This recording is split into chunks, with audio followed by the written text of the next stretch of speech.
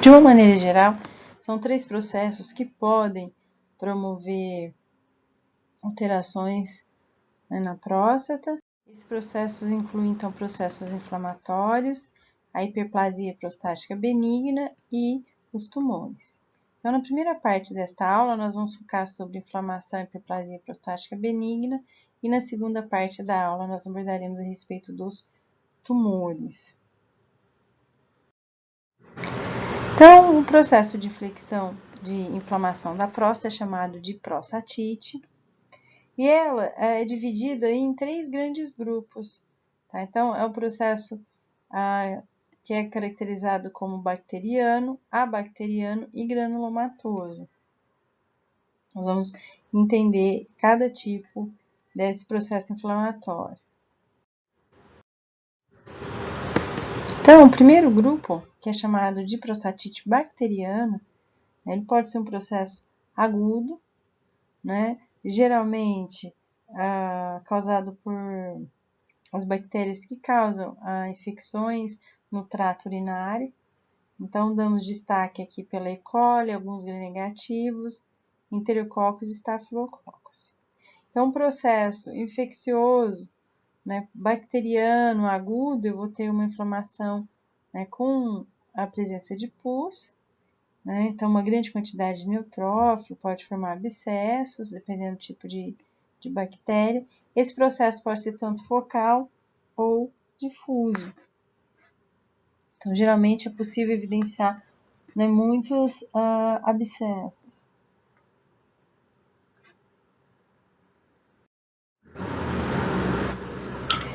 Esse processo pode ocorrer, né, tanto por via hematogênica e principalmente pelo refluxo da urina.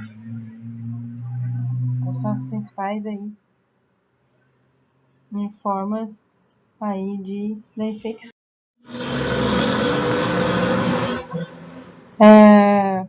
O diagnóstico, né, ele é feito aí pela cultura e também pelo quadro clínico do paciente. E, como eu disse, né, geralmente está relacionado a infecções do trato urinário e também aí de refluxo de urina. Então, histologicamente, né, o que podemos observar? Então, infiltrado inflamatório, né, que pode levar à formação, então, de abscessos, tá? Microabscessos. Quando amplio, é possível ver que esse filtrado inflamatório, se tratar de uma prostatite aguda, é composto principalmente de neutrófilos. Já no processo crônico, né, envolvendo ainda as bactérias, também, né, decorre aí de infecção do trato urinário. Muitas vezes pode ser assintomática. Neste caso, pode ocorrer, né, por disseminação dessas bactérias, né, algumas vezes por não ocorrer uma ação eficaz dos antibióticos, né, que não penetram muito bem pela próstata. Né, pode ser precisa desse processo agudo que se cronifica, mas em alguns casos não tem o surto agudo, né, e a doença pode aparecer aí insidiosa, né, sem nenhum caso de processo agudo anterior.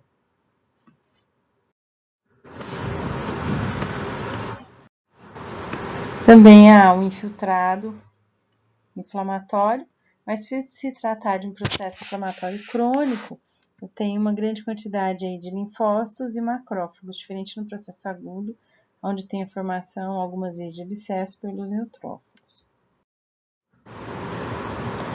Aqui ampliando, então é possível ver uma grande quantidade de infiltrado linfocítico, diferente do processo agudo. Já no segundo grupo, que é a abacteriana, aqui tem algumas questões a serem pontuadas. Geralmente não está associada à infecção recorrente do trato urinário, né? Tem uma grande quantidade de leucócitos, né? Secreções prostáticas geralmente pontuam mais do que 10 leucócitos por campo, mas quando faz a cultura bacteriana é negativo. Tá? Mas, histologicamente, é indistinguível da bacteriana. Então, muito comum esse processo ser ocorrido pelo Trichomonas vaginalis. Nós já estudamos a respeito do Trichomonas, então vocês já sabem, né, as características desse parasito quando estudamos em doenças parasitárias.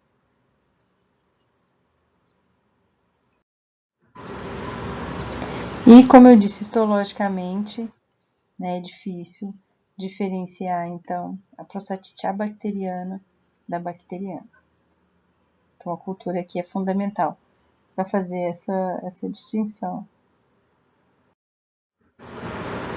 E a granulomatosa, ela pode ser classificada como específica ou inespecífica, né, pode estar associada a processos tanto por fungos, né, pode ocorrer também por bactérias. Então, vai ter a formação de granulomas. Nós podemos evidenciar nessa imagem, né, granulomas têm células gigantes, podemos visualizá-la nesta imagem.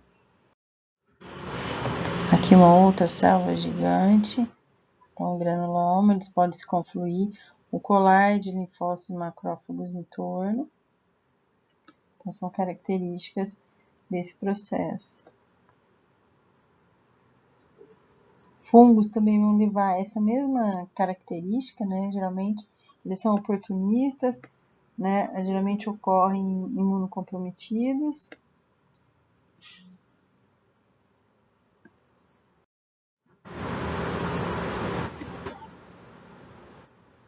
E agora vamos falar a respeito da hiperplasia prostática benigna, ou também chamado de hiperplasia nodular, porque tem a formação, então, dos nódulos.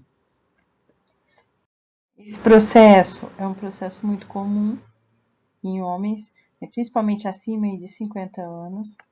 Então, aqui nós temos dois processos que ocorrem ao mesmo tempo. Tá? Tanto a hiperplasia do estroma prostático, que a gente vai ver que tem essa proliferação das células estromais, e também das células epiteliais.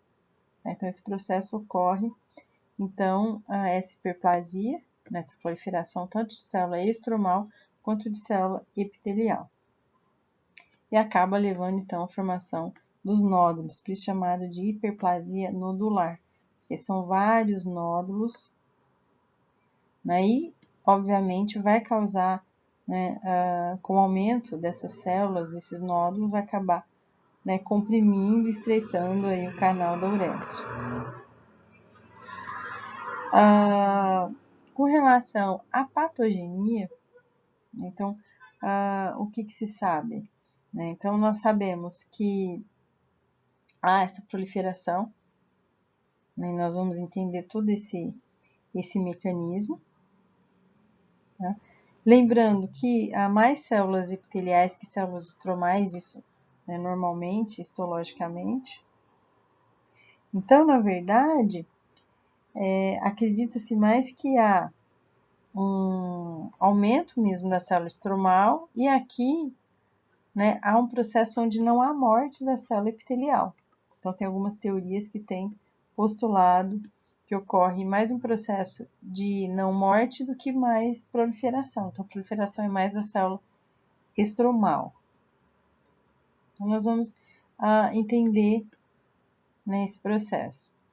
Então,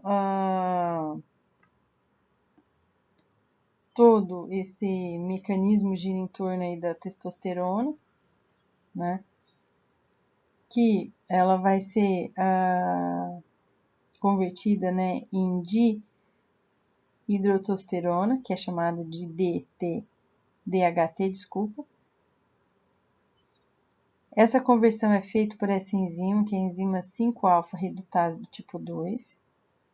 Então, essa enzima ela está localizada, né, basicamente nas células estromais. Geralmente as células epiteliais não apresentam. Vocês podem observar nesse esqueminha, né, que não há presença dessa enzima. Então, ela vai converter a testosterona via essa enzima em DHT na célula estromal. Então, esse é o primeiro processo que ocorre. Então, por isso que essa teoria associa mais ao processo de hiperplasia da estromal e menos morte da célula epitelial. Mas vamos entendendo esse processo. Então, todo esse crescimento está relacionado, então, a esses andrógenos prostáticos. Então, o que acontece? Depois que a testosterona é convertida em DHT, ela vai se ligar ao receptor, né, desse andrógeno, que é chamado de AR, né, o receptor de andrógeno nuclear. Então, ela vai se ligar tanto nas células estromais quanto nas células epiteliais. E a partir dessa ligação, né, vai levar o quê? Ativação, então, da transcrição dos genes que são dependentes do DHT. E isso vai fazer o quê? Que haja uma maior liberação de fatores de crescimento e também de seus receptores, principalmente o FGF, né, que é o fator de crescimento de fibroblastos. E isso, né, vai levar aí, né, a regulação, vamos dizer assim, um aumento, né, uma estimulação, né, de células paráquinas, células próximas. E com isso vai ter proliferação, então, de fibroblastos também. Então, há esse aumento da proliferação das células estromais e, ao mesmo tempo, né, eles vão atuar, né, inibindo aí a morte das células epiteliais. Então, esse é o mecanismo que vocês vão encontrar no Robbins, né, esse esquema aí bem simplificado, mas é basicamente o que eu disse para vocês. E a partir dali, então, tem esse processo tanto de hiperplasia e processo onde também há estimulação da célula epitelial proliferar e também ligação a receptores que inibem a morte dessas células epiteliais.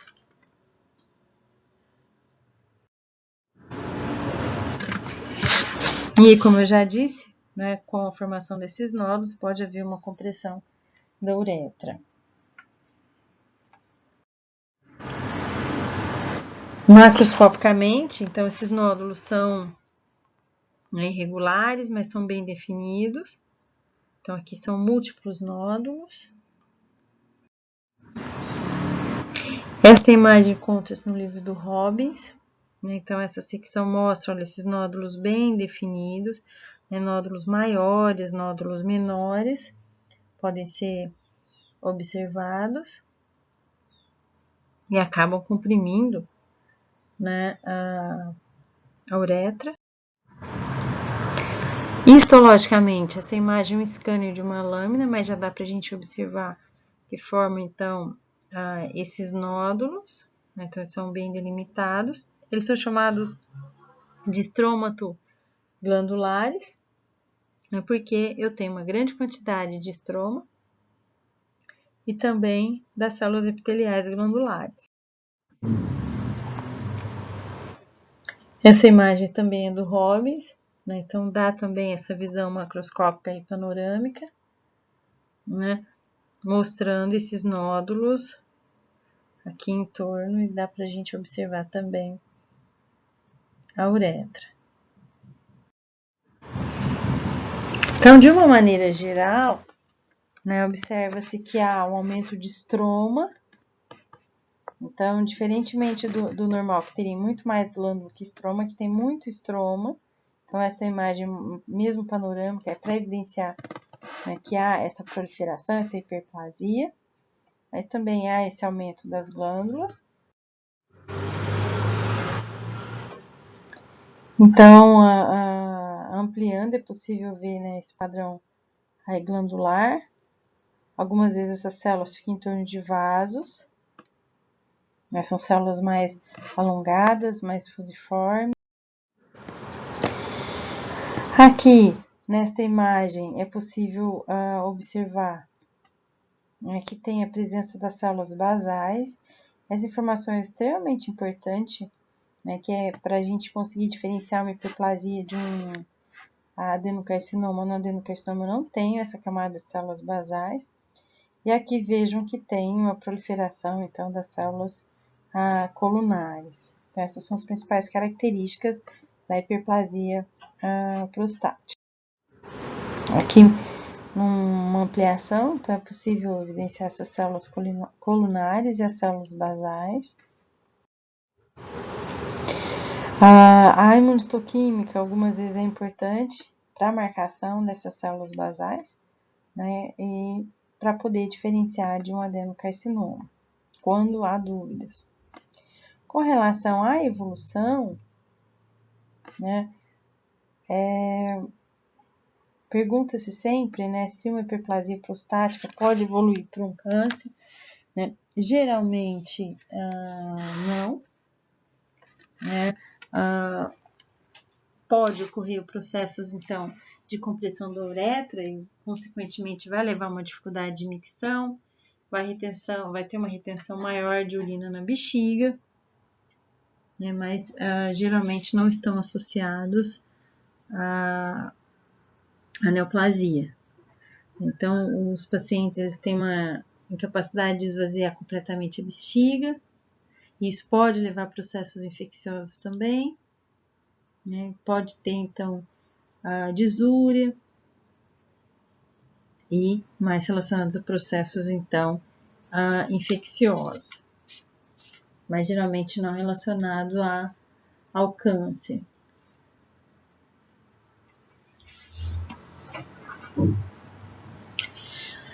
Com relação à bexiga, pode ocorrer em alguns casos, algumas alterações que envolvem tanto processos de hipertrofia, né, trabeculação, pode ter formação de cálculos também, então também é uma das consequências, além desses processos infecciosos. Então essa imagem é só para mostrar os nódulos que estão presentes, são evidenciados aqui nessas setinhas azuis. E aqui, mostrando então a hiperplasia, a presença do cálculo, processo então de hipertrofia da parede e algumas vezes pode ter formação de trabeculações. Então, essas são as principais causas, né, desse processo.